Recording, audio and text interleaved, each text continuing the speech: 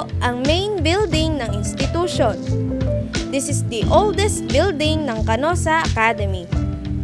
It is named after Saint Magdalene of Canossa. Siya po ang founder ng Canossa Academy.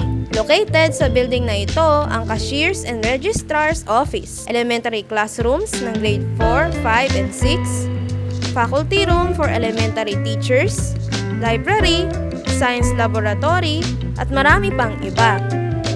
Let's walk you through sa loob. Tara po!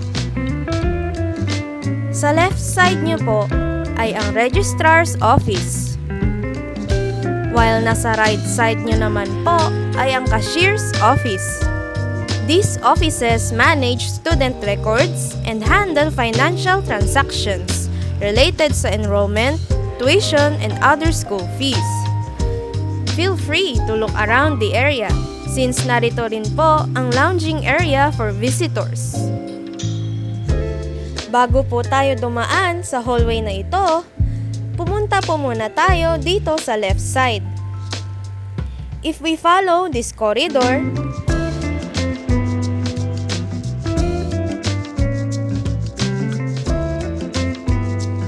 this staircase leads up to AVR o Audio Visual Room.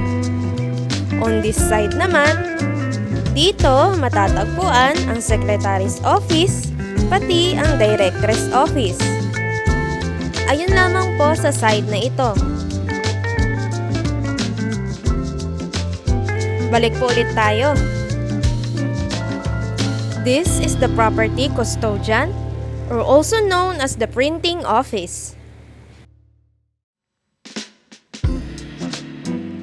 Itong hagdan pong ito, it only leads up to library. Akyat po tayo and watch your step.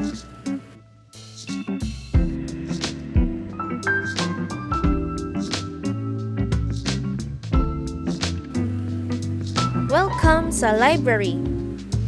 This library is filled with valuable knowledge and educational resources for students. Malawak ang library dito. Meron din po silang computer labs to fully grasp knowledge in various ways through technology. If you're eager to learn more, pumunta lang kayo dito sa library. Balik na po tayo sa baba. Ahead of this hallway ay ang mga elementary classrooms of grade 4, 5, and 6, science laboratories, conference room, and other faculty offices. There are 3 classrooms named after saints: Saint Lorenzo Ruiz, Saint Martin de Porres, and Saint Vincent de Paul.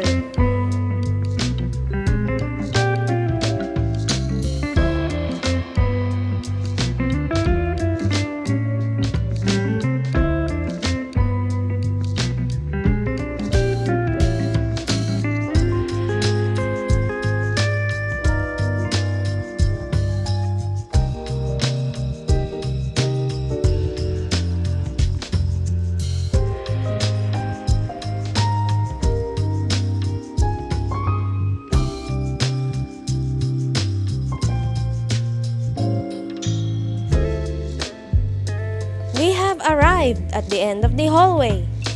Makikita po natin dito ang SAP Office, Student Activity Program, at Alay Pag-ibig Center. Ang layunin ng APC is to respond sa mga pangangailangan, hubugin ang kabataan sa pagmamahal at malasakit sa mga mahihirap, and empower lay partners to serve alongside them. Now that we are here sa labas, ito ang Garden of Joy, a small place to hang out surrounded by plants. It is a nice place to hang out kasi maaliwalas at napapaligiran ng halaman. Tapos na natin malibot ang area na ito.